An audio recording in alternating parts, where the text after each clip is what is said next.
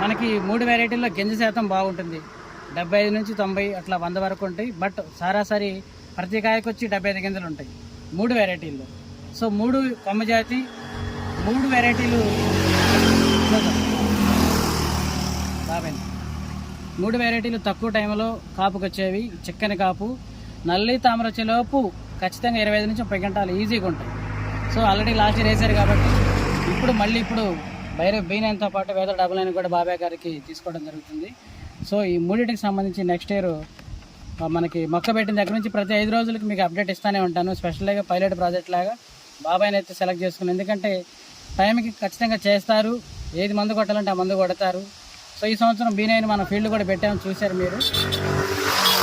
ఇదే పంద కంటిన్యూ అవుతుంది ఉంటుంది మనకి 25-26 సంవత్సరానికి. మళ్ళీ కలుద్దాం. మనకి బాబాయ్ మొక్కలు వేసిన 10 రోజులకి 15 రోజులకి మళ్ళీ కలుద్దామండి. Thank you.